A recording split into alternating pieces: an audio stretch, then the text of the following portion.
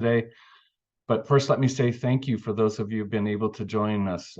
Good morning or good afternoon, depending on where you're joining us from, for today's official launch of the CALA Associate Award.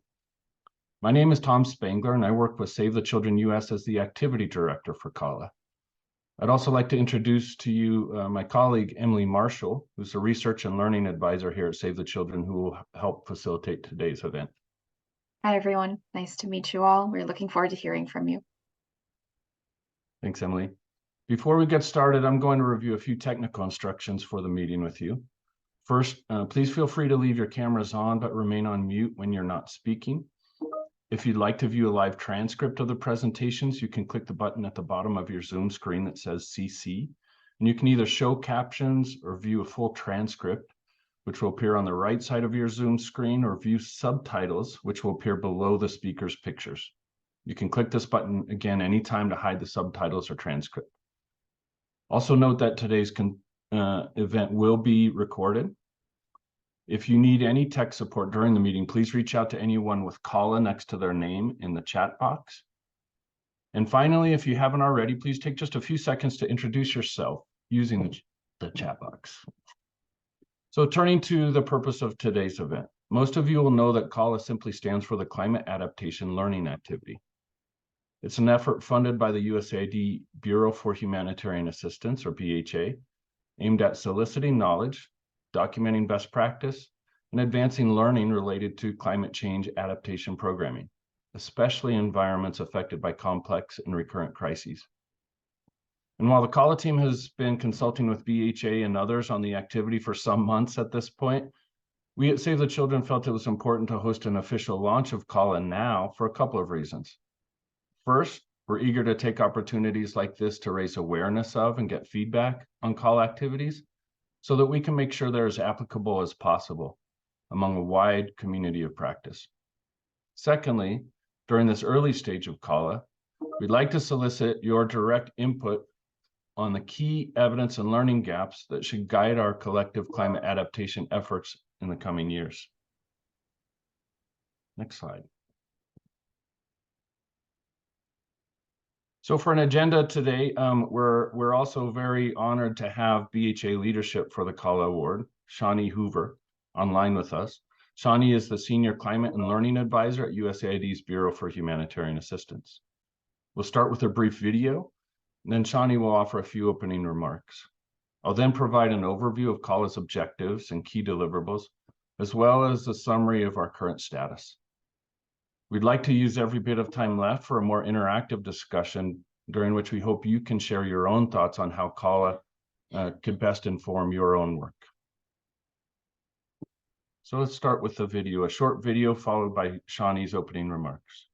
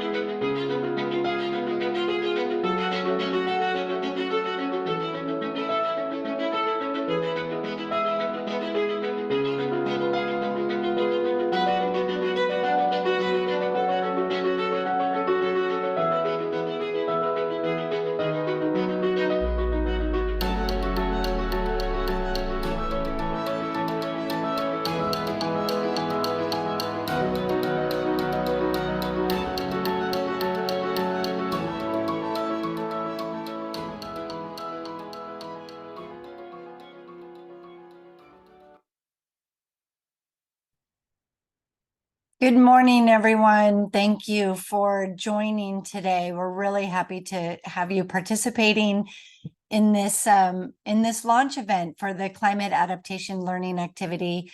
I'm Shawnee Hoover with the Bureau for Humanitarian Assistance and USAID. The impacts of a warming climate are presenting many additional, often compounding challenges in nearly all the places that USAID works, which is really not news to this community.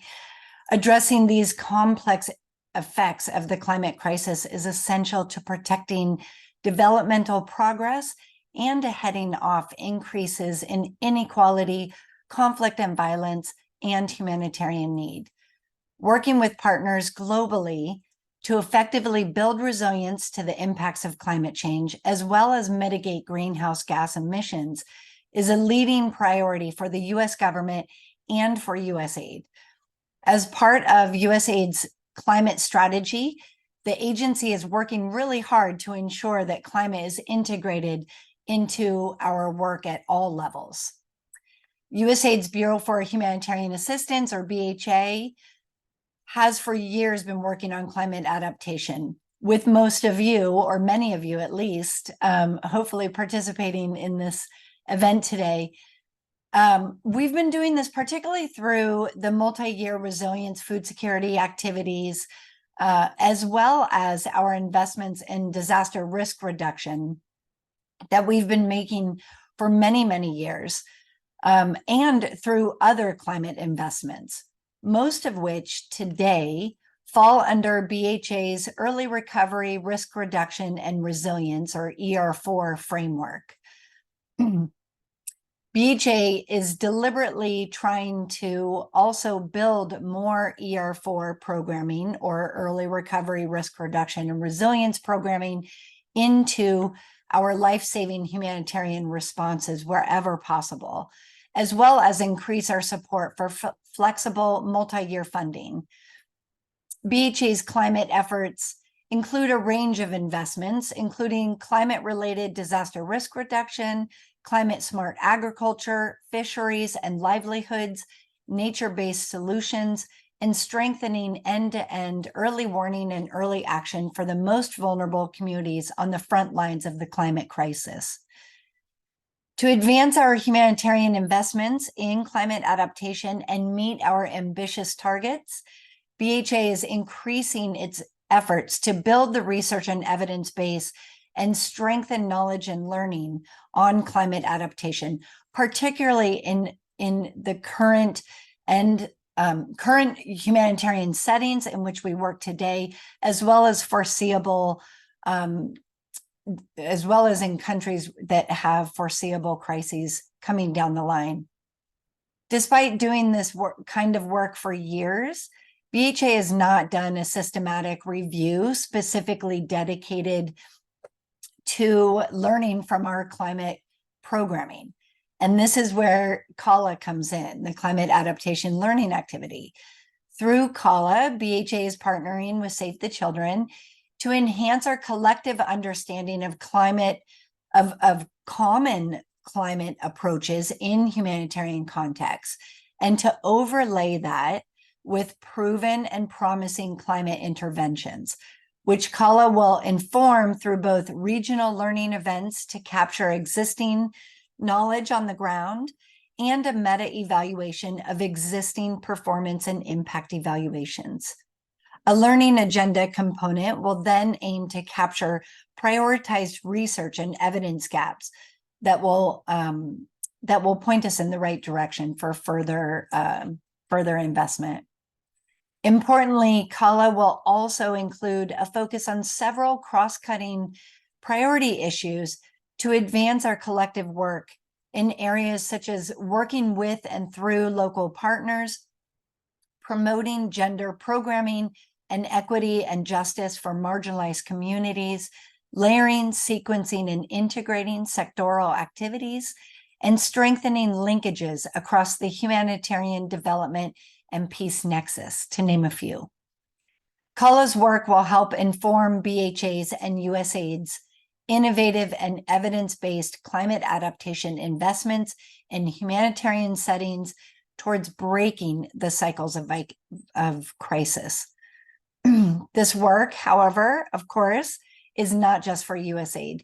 We want it to be useful to the greater climate and humanitarian community and to all of our partners. So I'm very grateful for your participation in this event today and hope it will open channels of communication for your input as this work develops. So thank you very much. Tom, back over to you. Excellent. Thank you so much for that, Shawnee. Now, just for a quick overview of CALA, some quick facts. You can see we're well into our 2-year program period. Rest assured, we are planning to accelerate our activity substantially in the coming months. A lot of our activity thus far has been focused on the consultations that we know need to happen to make sure, as Shawnee said, that we're incorporating different interests, making sure that what we produce under CALA is applicable to as many different stakeholders as possible. It is important. I really want to acknowledge our partner here in CALA, the Institute for Development Impact. We've worked with I4DI before and have really benefited from this partnership.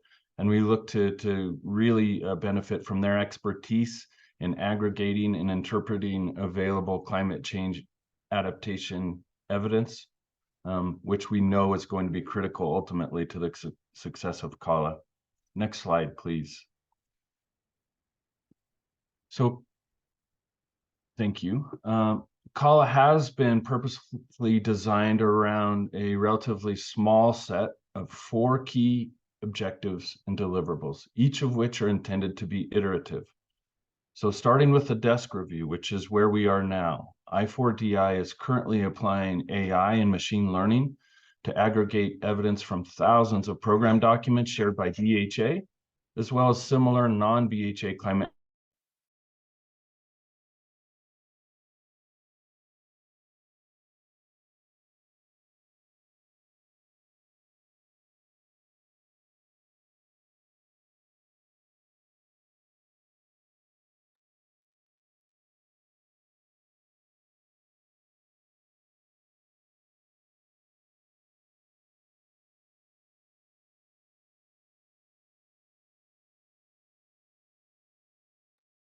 It looks like we might have lost Tom. Oh, I'm back. I don't know where I dropped off. Apologies for that. I think it was talking maybe about the learning events. No, the desk review. The desk review. Desk review. Okay. The desk review, you can see the objectives there. Again, I4DI is in the thick of this, using AI and machine learning, going through literally thousands of BHA and non-BHA documents related to climate adaptation programming. I'll speak more about this process in just a moment. Save the Children is also will be designing and facilitating a series of regional learning events. These will be virtual events, but we'd like to host one in at least 3 of the regions where BHA is currently operational. We're currently planning to have our first virtual regional learning event for CALA in Latin America in early in 2024. Again, the purpose of these regional learning events is to look more closely and deeply into some of the context-specific climate adaptation challenges and opportunities in different regions. I4DI will also be synthesizing findings from available performance and impact evaluations as part of a meta-evaluation under CALA. Now, the purpose of this meta-evaluation is to provide some practical evidence of promising practices, what works, what doesn't in different environments, so that we can have some insight into what could be brought to scale in terms of effective climate adaptation programming.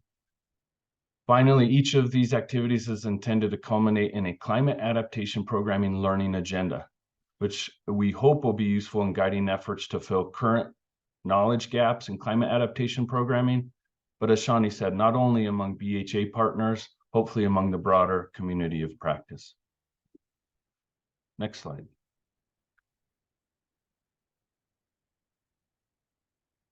Okay, as we'll explain in a moment, we have developed an analytical framework to guide not only our desk review, but hopefully our work over the next 18 months. As part of our desk review, I4DI has now inventoried over 4,000 BHA climate adaptation program documents, and that's just BHA. Again, to these, we will add non-BHA program documents. We've understood in talking with other technical counterparts, we need to use accurate and relevant and up-to-date terms. So we've developed a climate adaptation glossary. And I4DI has already begun doing the meta-analysis of those documents to help bring some structure and organization to feed into the AI and machine learning component. So that is in process right now. I think we should have some early results from this desk review, hopefully within the next 2 to 3 weeks. We are, in addition to doing desk review, really focusing on the potential for case studies where we may do a deeper dive to look at some of these issues, both the technical or programmatic issues and the cross-cutting issues that Shawnee referred to. All along the way, we want to make sure, again, that what we're doing is not in a bubble or not in isolation, and most importantly, that it informs efforts on the ground. So in order to do that, we've established a CALA steering committee made up primarily of implementers across different regions and representing different BHA partners currently involved in climate adaptation programming. I've mentioned that we have a regional learning event coming up, hopefully towards the end of January, beginning of February in Latin America region, 2024. To that end, we also have multiple efforts trying to forward our stakeholder engagement, make sure that we're getting input. So we have had regular meetings, not only with our colleagues with Interaction, we've also had regular check-ins as we build this framework with our other associate awards, including the ProWash Scale and Gaia Associate Awards, to make sure that what we're developing will ultimately be useful for them and their partners as well. Next slide. Okay, I think those of you involved in climate adaptation programming can understand the difficulty of this task, and that is coming up with a framework to guide climate adaptation learning. It's such a broad and rapidly evolving field that we knew that as we started going through the mountains of documentation on this, we needed to have some structure, some technical coherence, if you will, to begin processing this. A couple of things came out clearly. As Shawnee mentioned, we do need to look very intently at both technical issues, but then, or as we've referred to them here, programmatic themes, but then also at the cross-cutting themes, which of course will have their influence throughout. In order to even bring sense to that technical or programmatic frames was a difficult task. We started with direct input from BHA and the TPQ team there to help characterize the types of climate adaptation programming that have happened previously that are ongoing. That resulted in what we called a rack up of 28 different program types. At the same time, we tried to have an identification, not only with our BHA counterparts, but with our associate awards. What are the cross-cutting issues that need to be clearly reflected in our desk review, meta evaluation, and learning agenda, so that we can account for the reality of the influence they have on our climate adaptation programming. You'll see that list there. Of our cross-cutting issues. I want to state the obvious is that this is a difficult task, and it would be almost impossible to get any framework exactly right where everyone was satisfied. You'll see overlap. We hope that you see some gaps in this framework that we'll discuss in a moment. What I wanted to refer to, and Shawnee, please feel free to weigh in if needed. When just looking at these 28 types of different climate adaptation programming activities, we wanted to have a better sense of how those activities may differ programmatically. So what we've tried to do is look at the Hyogo framework and others as a reference to delineate some major categories. We've referred to them here as macro themes.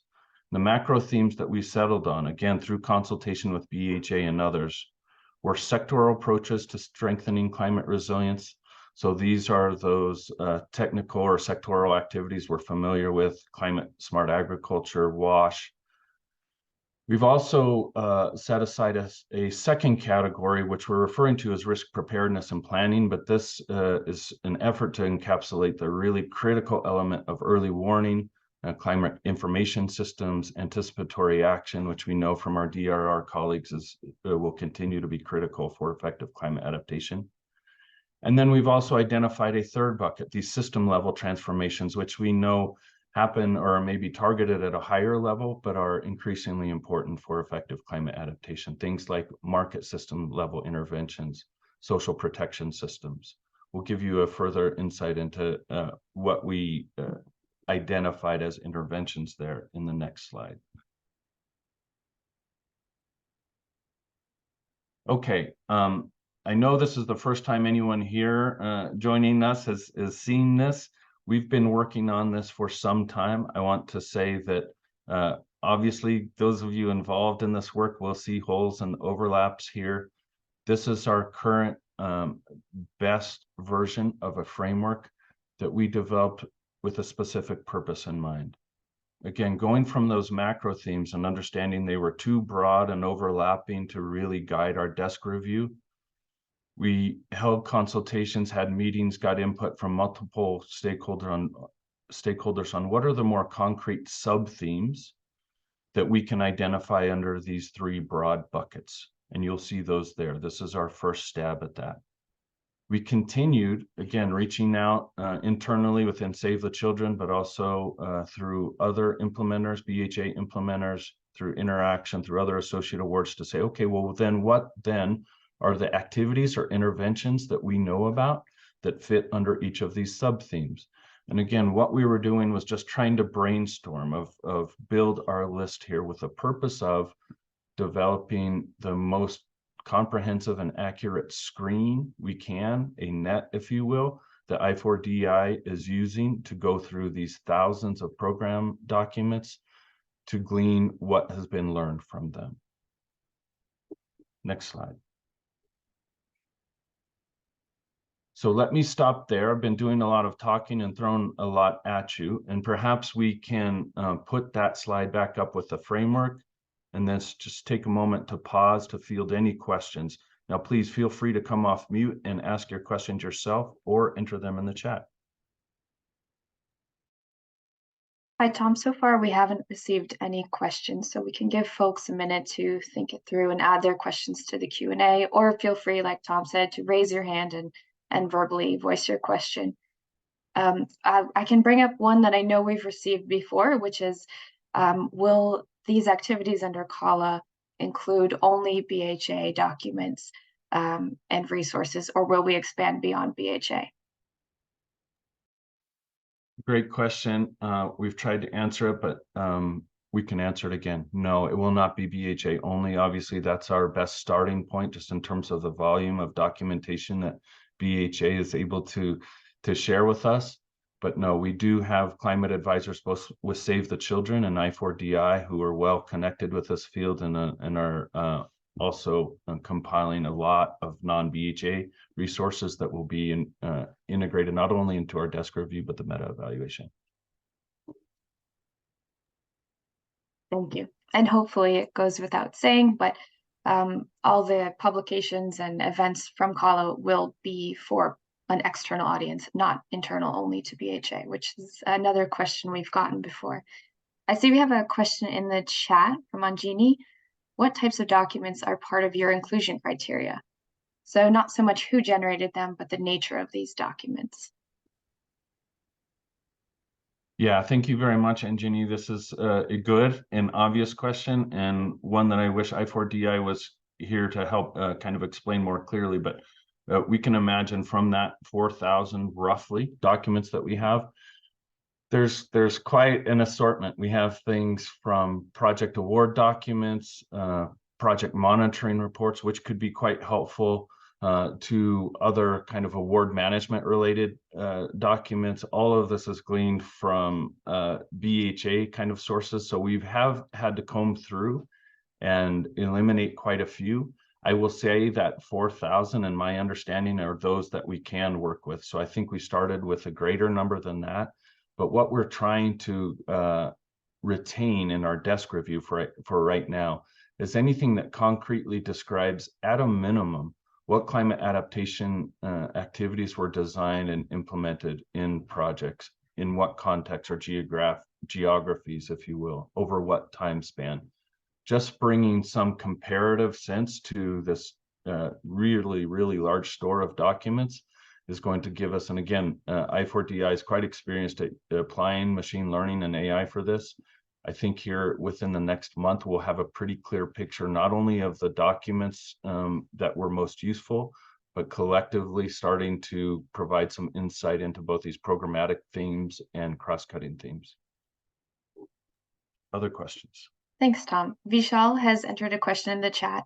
How far back are you planning to go? 10 years, 20 years?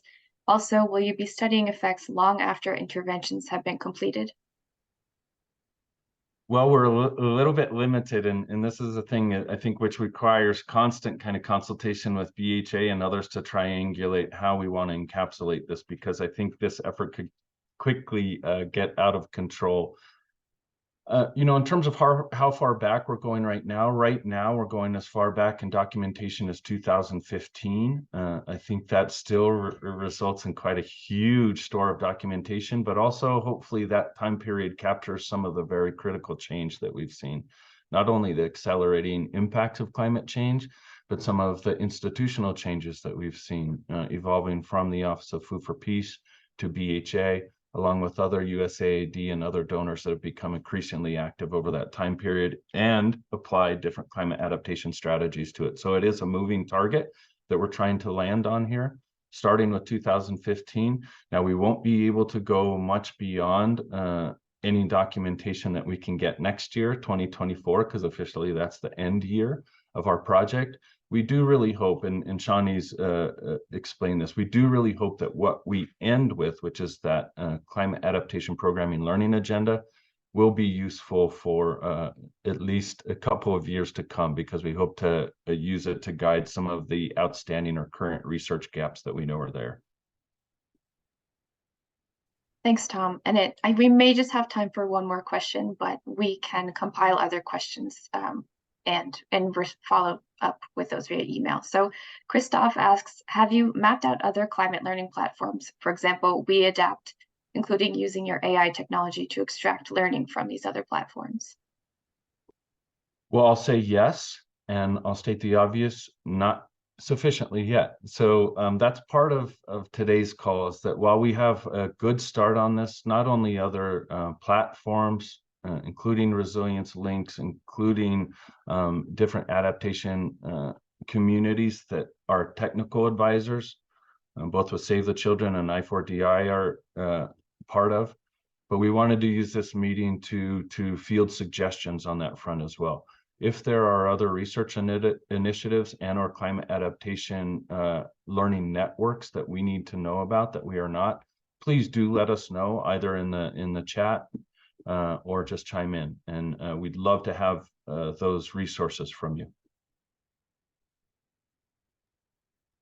Thanks, Tom. I saw Anjini had asked a follow-up about the AI tool that I4DI has been using. I believe it is an internal tool, but something they have reassured us of many times is that the AI findings are not trusted alone. This is something that is always validated by humans, technical experts in climate adaptation programming. So please continue to send your questions in the chat, and we will try to follow up later as possible. But I think now we will shift over to our interactive portion. Great. Thank you, Emily. Yes, because we do want to use time to get you all talking and thinking as much as possible. So yeah, we'd like to solicit your feedback on any priority knowledge gaps or learning needs that you see that jump out to you within this framework. And again, that's to ensure that not only the desk review, but follow-on CALA activities, including the meta evaluation and learning agenda, are reflected of the broader community's interest in climate adaptation programming. So we're learning fast and furious, and we'd like to elicit your help in doing that. Now, looking at these macro themes, obviously they're a bit overly broad and interrelated to give much clarity for us in that effort. And the illustrative interventions that we just showed, those are going to differ across every activity and in every context. So what we thought would be most useful for today, since you've just seen this, is to focus on the sub-themes we've identified. So we're now going to use a virtual platform, AHA Slides. You can access those slides by scanning that QR code. And when you do, it'll provide a space where we can get your thoughts on key evidence gaps or learning needs within any of the sub-themes that we've listed on that slide. We can go back to that slide after you've scanned the QR code.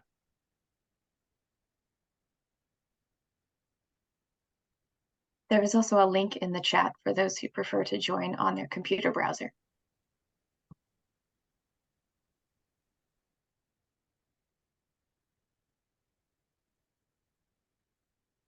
Thank you, Emily. So now that hopefully those who can have joined us in the AHA slides, if you can read out the first question for macro theme 1, Emily.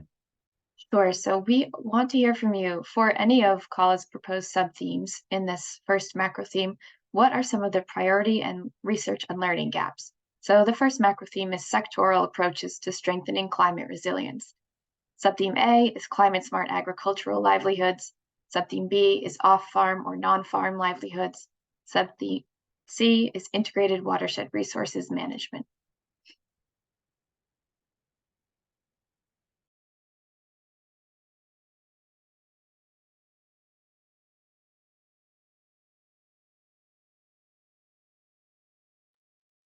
We will give everyone a couple minutes to enter their priority research and learning gaps on the AHA slides.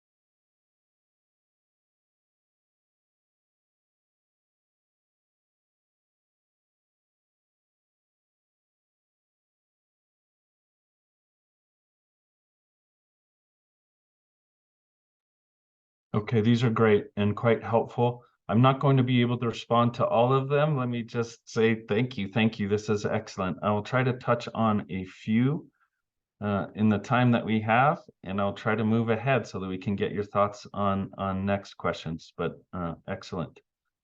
Post-harvest loss and food waste, absolutely. We can add that in there. I think this is a work in progress. Again, what we showed on the screen was a snapshot of things that we're considering. We've asked many of these questions, including health and nutrition impacts. Yes, absolutely. We do want to include those there. Livelihood diversification is going to be quite obviously important. Gendered allocation of roles. I'm just spinning through these. All of these are reflective of questions we've asked already. I'm sure there are some new ones in here, but quite helpful. Anticipatory social protection. Yes, we see that. Linking watershed management and livelihood outcomes. Thank you. Quite helpful. Does anyone want to come off mute, including you, Shawnee, to respond to any of these or underscore any of them?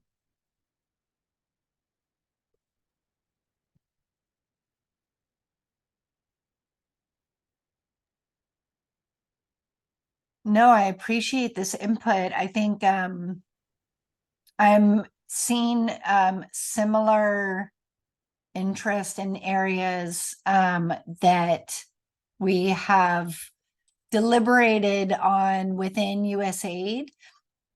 So BHA is also working with the Bureau for Resilience, Environment, and Food Security as well. And we have talked about ecosystem-based adaptation approaches, nature-based approaches, and how to ensure that these are woven in and have a deliberate focus as well. So I'm seeing similar interest in areas that I think USAID is also interested as well. So biodiversity, certainly key. Community-led anticipatory action, to the extent that we can find evaluations of the impact, which I believe we will, that will be included for anticipatory action. Because that is so key, obviously, to really being able to create this end-to-end early warning system. So that's such a key element. So we are aiming to look at that. I'm also looking in the chat and seeing some really good questions in there. Yeah, I am as well, Shawnee. Thank you for that. I think we could continue to discuss this one indefinitely. I think maybe we should move ahead to get hopefully similar feedback on the next macro theme. Before we do, I just want to, point out what some folks have mentioned also related to language. And I see in the chat, Carl Walls is questioned, are we adding just climate as a prefix to other activities that are ongoing or have been ongoing, and how thoughtful are we being about that? I'll just say deliberately so. So when it comes to terms, and I've seen other commenters asking that we focus on resilience in particular and how climate adaptation intersects with that. We will do that purposefully, knowing that resilience measurement, resilience building activities expand beyond those that are squarely focused on climate adaptation. So it will be a trick, I think, knowing other learning research activities that are ongoing, where we touch base with those and coordinate with those while quote unquote staying in our lane, so to speak. But very good point, Carl, that we're mindful of. Okay, next macro theme. Could you read that out, Emily? Sure. So for any of CALA's sub-purpose sub-themes under macro theme 2, risk preparedness and planning, what are some of the priority research and learning gaps here? So we have components of anticipatory action, capacity strengthening, community-led adaptation, and disaster risk reduction.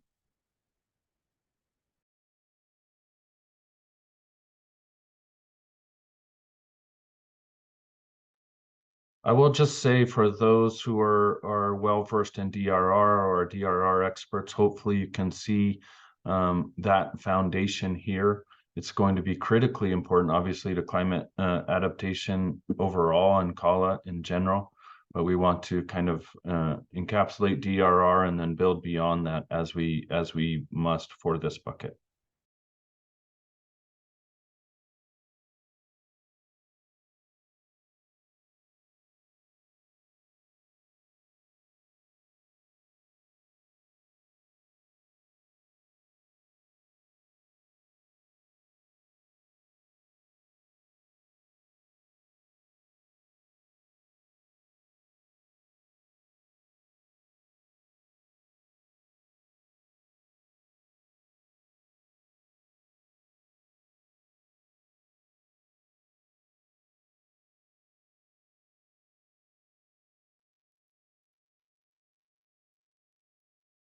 Thanks for those of you who are entering on the AHA slides. And let me just say, if you have questions that you'd rather voice, feel free to come off mute and or put your questions in the Q&A box.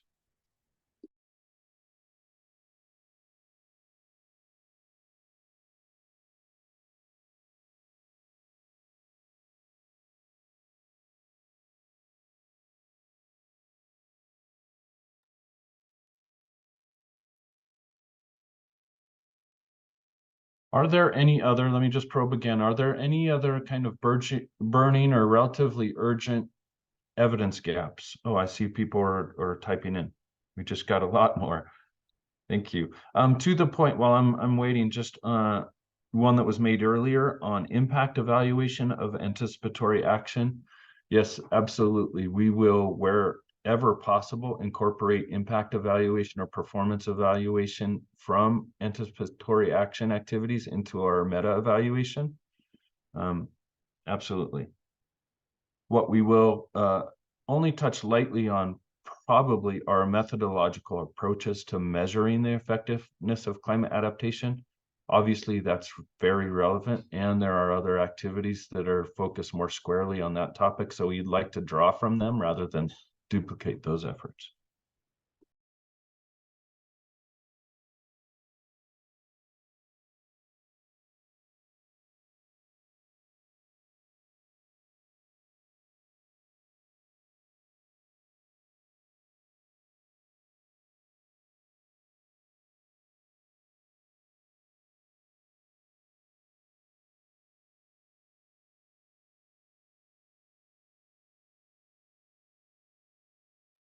Okay, I'll come off mute just to make a quick observation, but Shawnee, again, Emily, invite you to weigh in with anything that jumps out to you.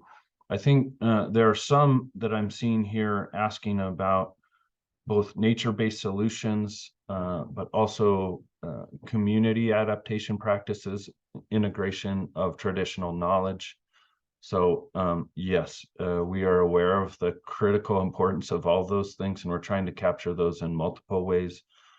Certainly on the community-led adaptation, we're going to want to incorporate not only access to information, but I think key determinants, social behavior change determinants.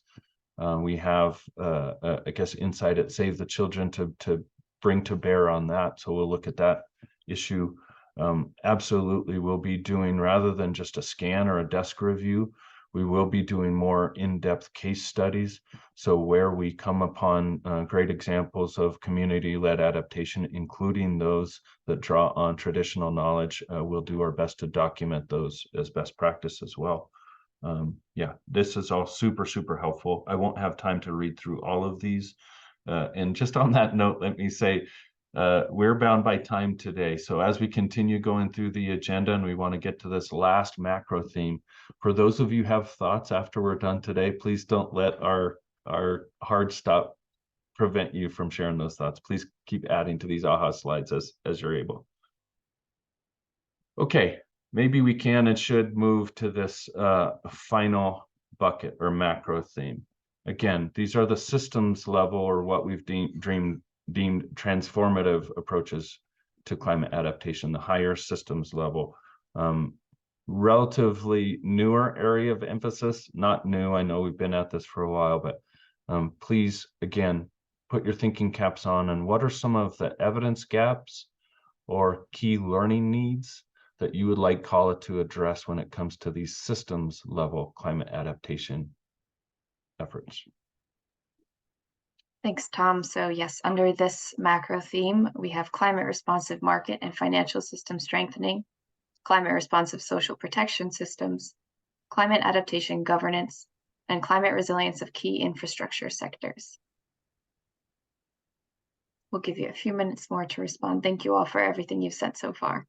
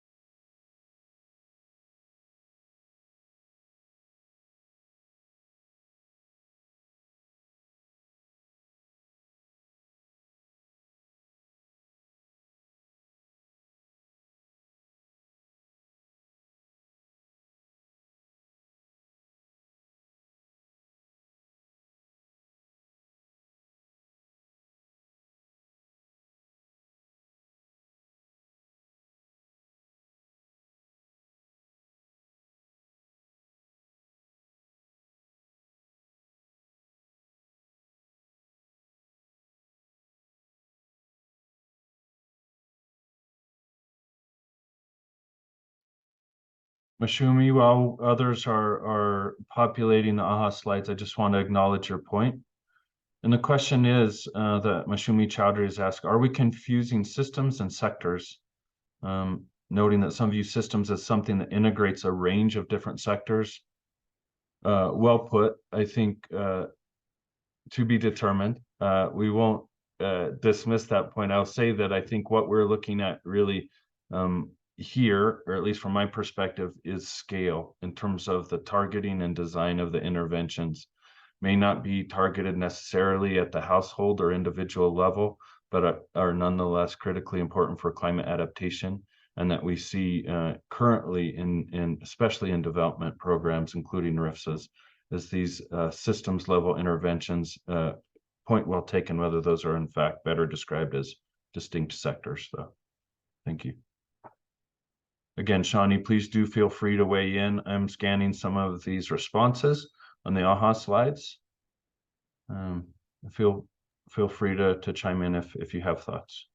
Yeah, sure. To Moshimi, to your point, thank you very much. You know, just to say we had a similar debate within BHA internally around those macro themes and looking at the systems approach and kind of trying to understand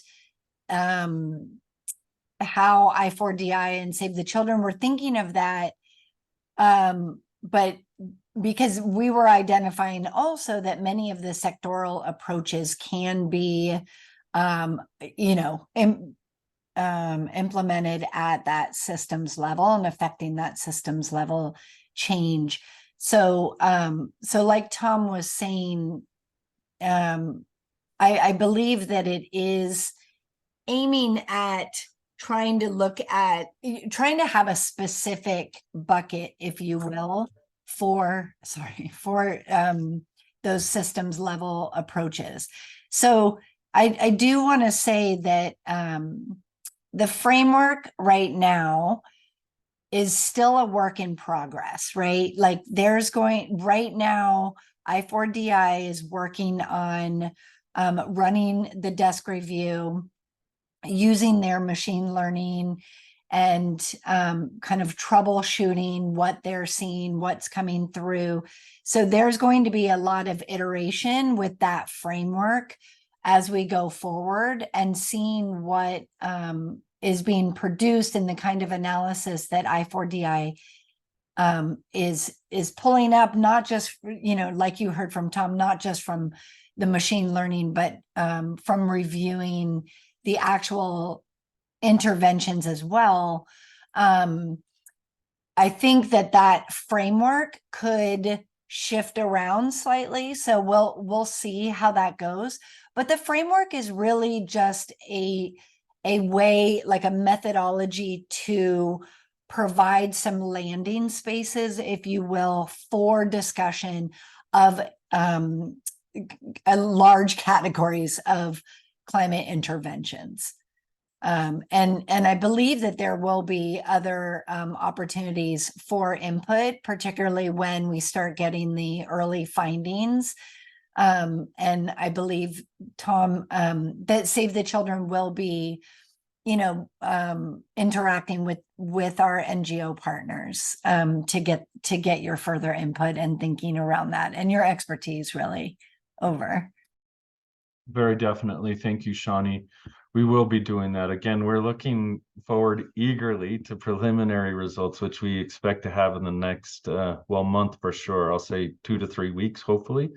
But yeah, then we will be sharing that out through different avenues. One, to help identify some of the gaps that validate some of the gaps that I4DI points out to us based on that review. We'll have obviously formal launches or releases of this desk review, and then underscore that in itself is just a starting point. We'll use that desk review and the gaps, knowledge gaps, evidence gaps that we see there as a basis for subsequent steps, including our regional learning events. Then we'll dive in again in events like this, but in regionally focused events to try to address some of the knowledge gaps we're seeing there. I know we're short on time. I think just to kind of recap this point, I was wondering if we could return in the slide deck to the framework on slide 7 that shows both the cross-cutting and programmatic themes, because I think that may underscore a point that Shawnee and I are trying to make here. Yes, this one. So again, this was very, very early on. And again, these 3 buckets were our best and first attempt to carve up 28 different types of a rack up that we could identify different types of programming. Whether or not we've done that accurately, I think you've given us some questions. And our desk review is going to help vet this too. Undoubtedly, it's going to point out holes. What I4DI has explained is that what they'll also be looking at is really to distinguish some distinct types or typologies of programming, and the way that they intend to do that through this machine learning and AI and going through thousands of documents is to highlight some of the intersections between the cross-cutting themes and programmatic themes.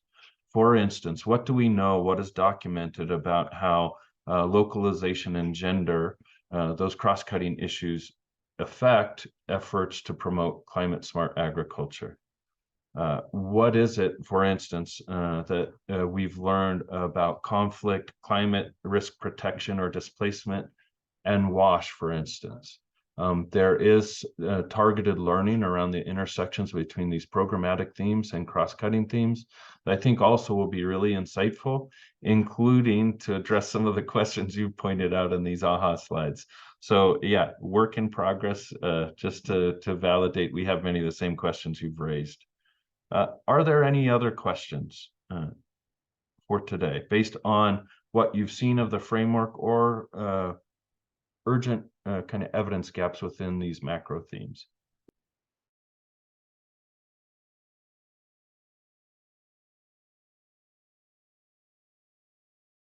Let me say, if so, you probably need to put a little bit more thought into it, but if so, and it occurs to you after this, please do get in touch. We'll still have access to those AHA slides.